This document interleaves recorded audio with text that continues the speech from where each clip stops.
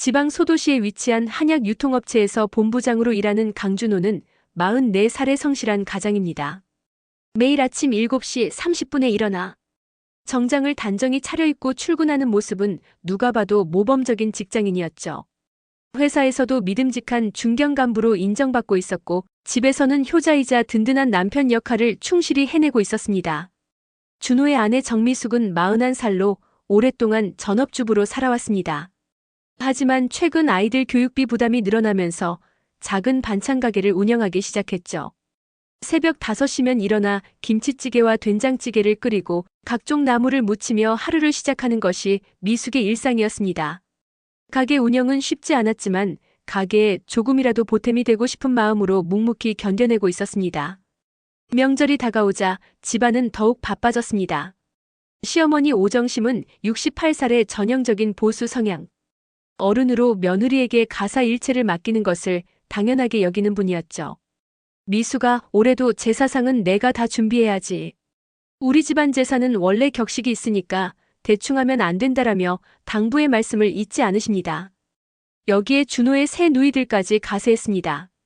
큰 누나 강은지는 42살로 정보통 역할을 자처하며 동네 소식을 빠짐없이 전해주는 스타일이고 둘째 강현주는 39살로 매사에 참견하기 좋아하는 성격입니다.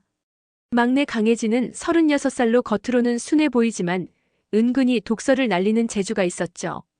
명절 준비로 분주한 어느 날 미숙은 평소와 다른 이상한 점을 발견하게 됩니다. 준호가 서재에서 전화통화를 하는 모습이 예전과 달랐던 거죠. 목소리 톤도 낮아지고 문을 꼭 닫고 대화하는 모습이 수상했습니다. 게다가 최근 들어 준호가 늦게 들어오는 날이 부쩍 늘어났고 핸드폰을 뒤집어 놓고 다니는 습관도 생겼습니다. 어느 날 밤 미숙은 우연히 준호의 서랍에서 낯선 통장을 발견하게 됩니다.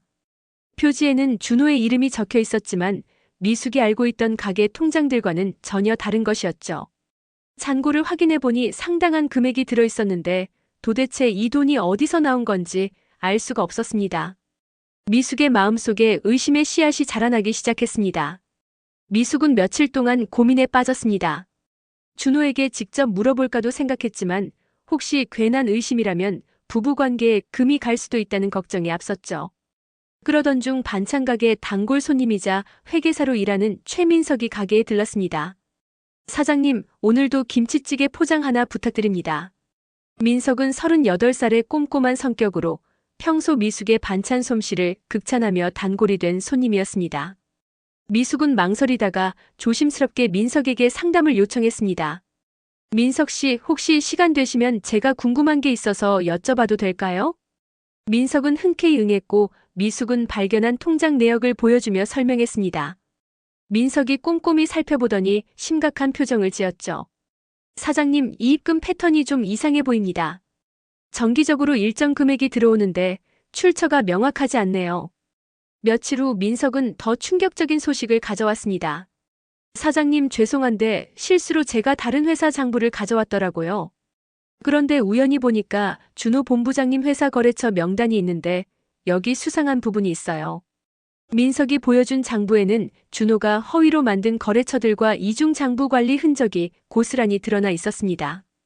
뿐만 아니라 자주 연락을 주고받는 번호 중에 유소라라는 이름도 발견했죠. 미숙은 그 이름을 어디선가 들어본 기억이 났습니다. 바로 몇 달 전부터 준호에게 보험 상담을 해준다며 가끔 연락을 주고받는다던 보험 설계사였습니다.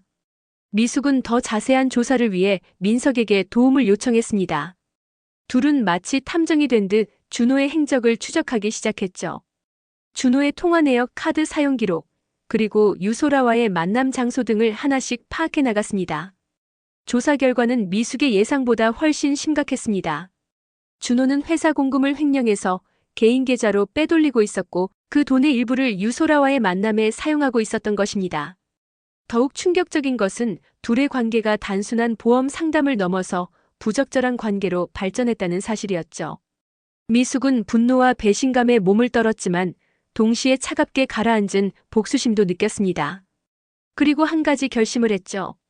이번 제사 때 모든 것을 까발리겠어. 명절이 일주일 앞으로 다가온 시점, 미숙은 평소와 전혀 다르지 않은 모습으로 제사 준비에 임했습니다. 오히려 그 어느 때보다 세심하고 정성스럽게 준비하는 모습을 보였죠. 시어머니 오정심은 그런 미숙의 모습을 보며 흐뭇해했습니다. 미숙아, 올해는 정말 정성스럽게 준비하는구나. 역시 우리 며느리가 최고야. 정심은 미숙의 어깨를 토닥이며 칭찬을 아끼지 않았습니다. 시누이들도 하나둘 본가에 모여들기 시작했습니다. 큰누나 은지는 미숙아, 올해는 뭔가 분위기가 다르네.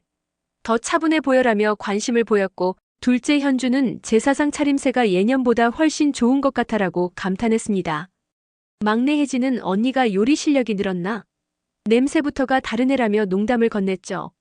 하지만 미숙의 마음은 전혀 평온하지 않았습니다.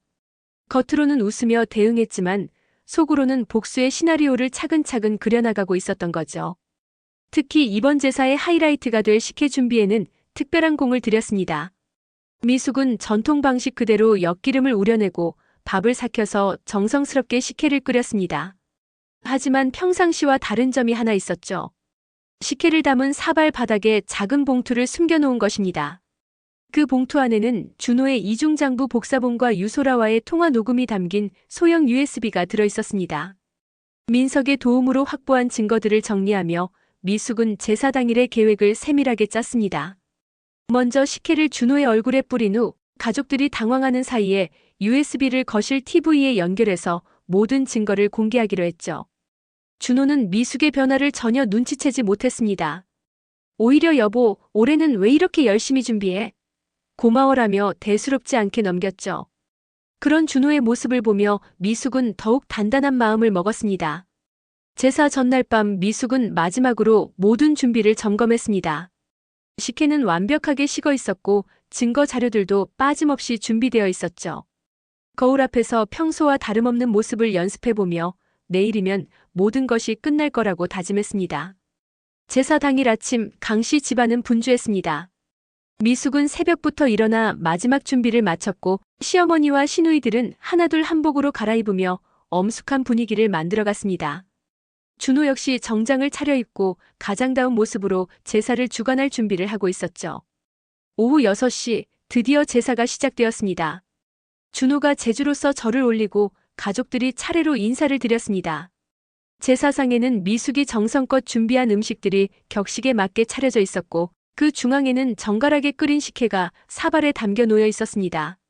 자, 이제 모두 둘러앉아서 조상님께서 주신 음식을 나누어 먹자.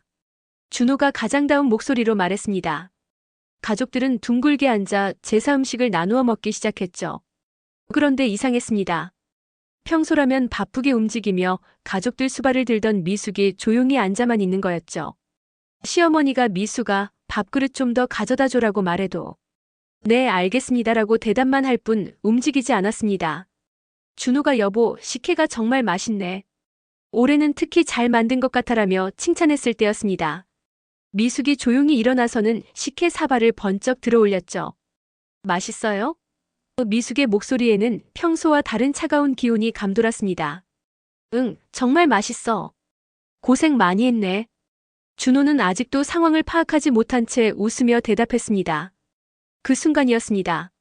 미숙이 식혜 사발을 준호의 얼굴을 향해 사정없이 내던진 것은 차가운 식혜가 준호의 얼굴과 옷을 적시며 바닥으로 떨어졌고 방 안은 순식간에 정적에 빠졌습니다. 이게 당신이나 몰래 모은 비자금이죠? 그 여편네랑 같이 드세요. 미숙의 목소리는 떨리고 있었지만 또렷했습니다. 시어머니와 시누이들은 말 그대로 얼어붙었습니다. 준호는 식혜를 뒤집어 쓴 채로 멍하니 미숙을 바라보고만 있었죠. 아무도 이런 상황을 예상하지 못했던 것입니다. 식혜 사건으로 인해 제사상은 완전히 엉망이 되었습니다.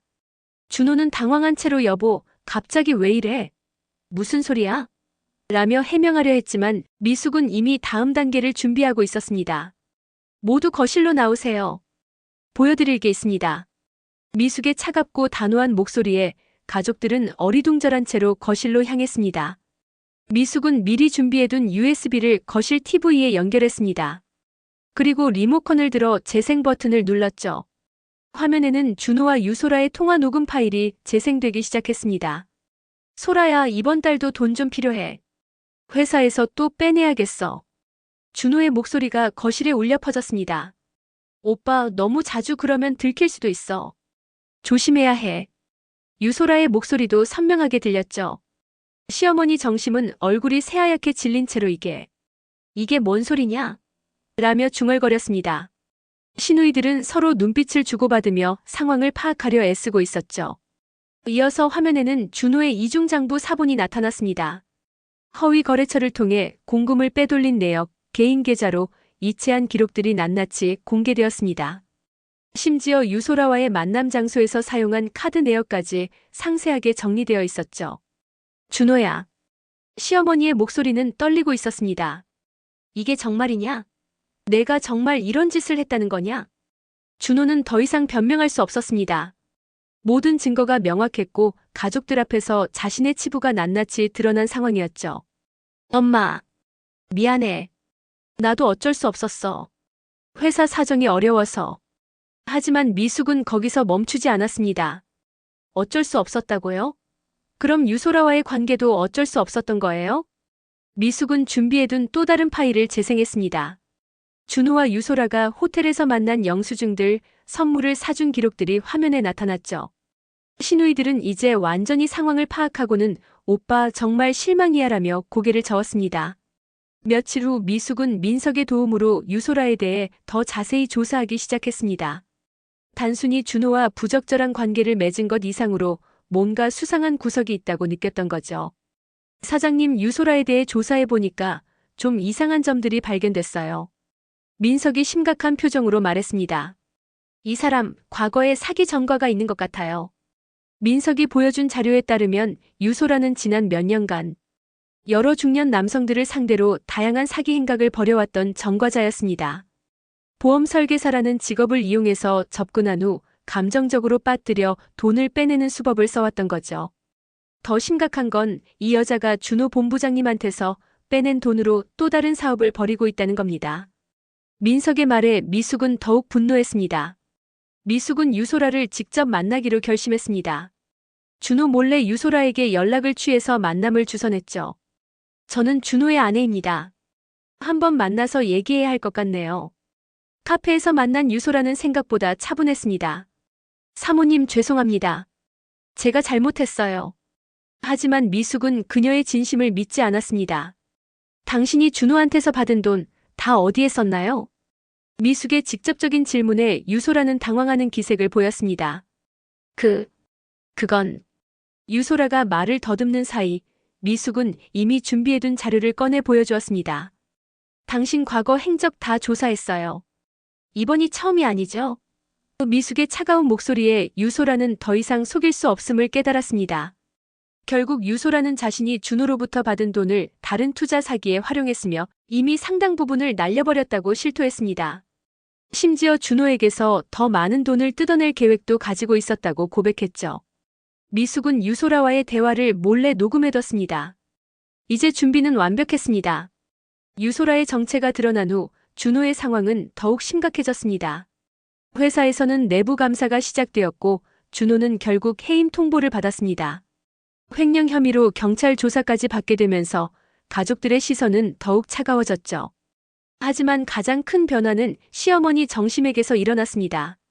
처음에는 이런 일이 터지다니 집안 망신이야라며 분노했던 정심이었지만 시간이 지나면서 조금씩 생각이 바뀌기 시작했습니다. 미숙아. 어느 날 저녁 정심이 미숙을 조용히 불렀습니다. 내게 미안한 말이 있다. 미숙은 깜짝 놀랐습니다. 시어머니가 자신에게 사과한다는 것은 상상도 못했던 일이었거든요. 그동안 나는 내가 당연히 해야 할 일들이라고 생각했어. 시집온 며느리니까 집안일 다 하고 제사 준비하고 시누이들 뒷바라지하는 게 당연하다고 여겼지. 정심의 목소리에는 후회가 서려 있었습니다. 하지만 지금 보니까 내가 얼마나 많은 것들을 혼자 감당해왔는지 알겠더라. 남편이 그런 짓을 하는 동안에도 넌가게 운영하면서 가게를 책임지고 아이들 교육비까지 마련하려고 애썼잖아. 미숙의 눈에서 눈물이 흘러내렸습니다.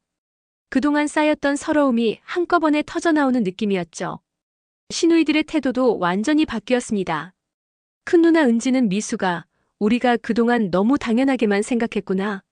미안해라며 진심으로 사과했고 둘째 현주도 이제부터는 우리가 더 도와줄게라고 약속했습니다.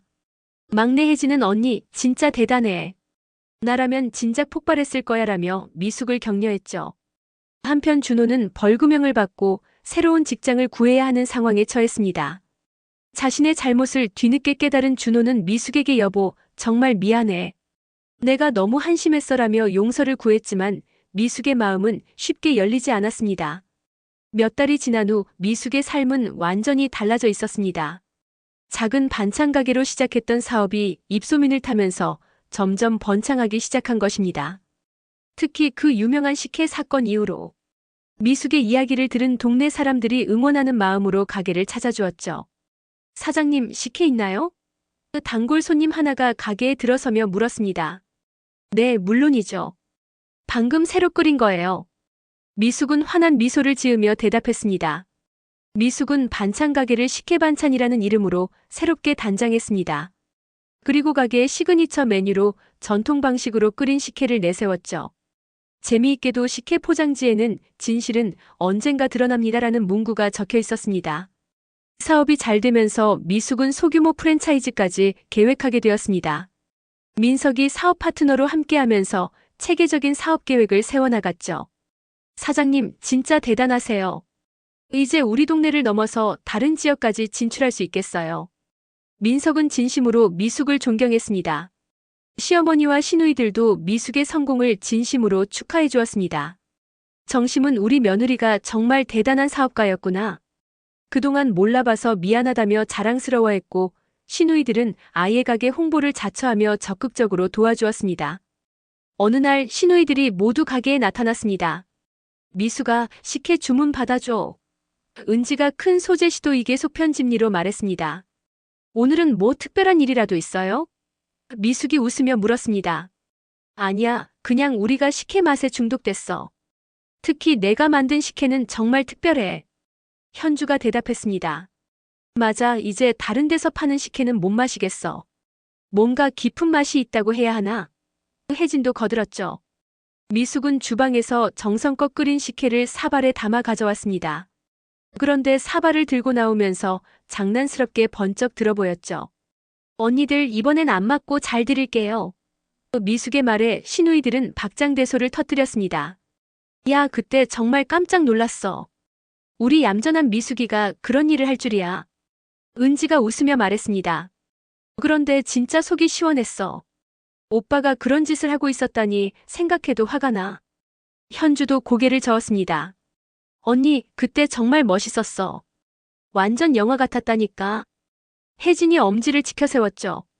한편 준호는 작은 약국에서 새로 일을 시작했습니다. 예전처럼 큰 회사 본부장은 아니었지만 성실하게 일하며 가족들의 신뢰를 조금씩 회복해 나가고 있었습니다. 무엇보다 미숙에게 진심으로 사과하고 반성하는 모습을 보여주었죠. 여보, 내가 정말 바보였어. 내가 얼마나 소중한 사람인지 이제야 깨달았어. 준호는 진심을 담아 말했습니다. 미숙은 바로 용서하지는 않았지만 준호의 변화하는 모습을 지켜보며 조금씩 마음을 열어가고 있었습니다. 유소라는 결국 다른 사기 사건으로 구속되어 법의 심판을 받게 되었습니다. 미숙이 제공한 증거들이 결정적인 역할을 했죠. 그렇게 1년이 지났습니다. 미숙의 식혜 반찬은 이제 지역에서 유명한 맛집이 되었고 전국 각지에서 주문이 들어올 정도로 성장했습니다. 무엇보다 미숙은 자신만의 길을 찾아 당당하게 살아가고 있었죠. 마지막 장면, 새로운 프랜차이즈 매장 오픈 날. 온 가족이 모여 축하해주는 가운데 미숙은 첫 손님에게 식혜를 대접했습니다. 사장님, 이 식혜가 그 유명한 식혜인가요? 손님이 물었습니다. 네, 맞습니다. 진실의 맛이 나는 식혜예요. 미숙이 환하게 웃으며 대답했습니다. 그 순간 시어머니 정심이 다가와서 미숙의 어깨를 토닥였습니다. 우리 며느리 정말 자랑스럽다. 앞으로도 쭉 함께 가자. 미숙은 고개를 끄덕이며 멀리 바라보았습니다. 이제는 누구 눈치 보지 않고 자신의 인생을 살아갈 수 있게 되었습니다. 작은 식혜 한 사발에서 시작된 복수가 결국 새로운 인생의 출발점이 되었던 것이죠. 그날 저녁 가족들과 함께 식사를 하며 미숙은 생각했습니다. 때로는 용기 있는 한 번의 행동이 모든 것을 바꿀 수 있구나. 식혜 한 사발로 시작된 미숙의 이야기는 이렇게 해피엔딩으로 막을 내렸습니다. 진실은 정말로 언젠가 드러나는 법이고 용기를 낸 사람에게는 새로운 기회가 찾아온다는 것을 보여준 감동적인 복수 성공담이었죠.